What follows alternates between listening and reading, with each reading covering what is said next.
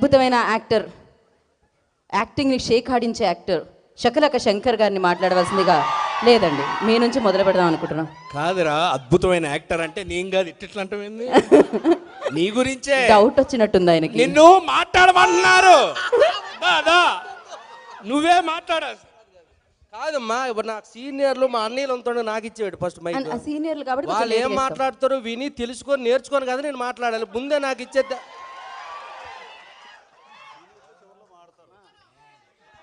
రెంటకి డబ్బు లేదు, అదే రెంట్కే అన్నాను. రెంటకి డబ్బు లేదు, తానానికి సబ్బు లేదు, పెనం మీద దోసు లేదు, లైఫ్ మీద ఆశ లేదు అన్నా.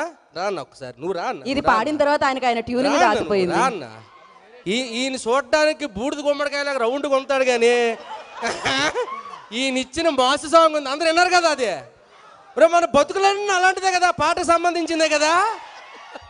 కానీ ఎవరు బయటికి చెప్పుకోము, నేను చెప్తున్నాను. ఏటి అన్నవా హాస్టల్ ఫీజు అంటండి. చూడండి వీళ్ళందరూ మీకు రెడీగా ఉంటారు. ఇంకా నాకు మీ అందరం చూస్తుంటే గీతాంజలి సినిమా రిలీజ్ రోజు ఫస్ట్ రోజు చూస్తున్నట్టుగా ఉందబ్బా.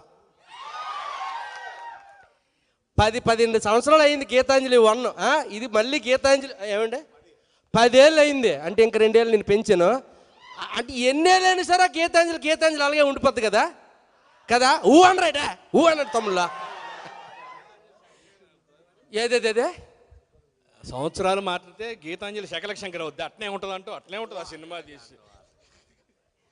నిజంగా అంటే గీతాంజలి మళ్ళీ వచ్చిన సినిమాకి నిజంగా మేము చాలా అంటే లైఫ్ని రిస్క్ చేసాం తమ్ముడు. నిజంగా తమ్ముడు నువ్వే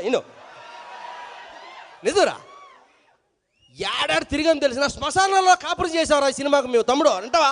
నమ్ముతావా? నువ్వు రేపు సినిమా చూసాక తెలుస్తుంది నీకు. నిజం తమ్ముడు, ఎక్కడ శ్మశానం కాదు, ఏకంగా ఊటీ శ్మశానానికి తీసుకెళ్లారు కోన వెంకట గారు మమ్మల్ని. నమ్మవు నువ్వా? నీకు రేపు సినిమా చూసాక నమ్మితే చూడైతే. ఊటీ శ్మశానం అయ్యో మలయాళం దెయ్యాలు అయ్యి, తెలుగు దెయ్యాలు కూడా కాదు అయ్యి. 11 చూడు, నువ్వే నమ్ముతావు తమ్ముడు. నిజరా? తెలుగు దెయ్యాలతో ఏదో పడుతున్నాం, సరే పోను ఓకే. మలయాళం దెయ్యాలు కేరళలో, తెలుగు రావట్లకి, మాకు మలయాళం రాదు. తమిళ ఈ నెల 11గా, ఈ నెల 11 తమ్ముడు, నెక్స్ట్ మంత్ కాదు, ఈ నెల.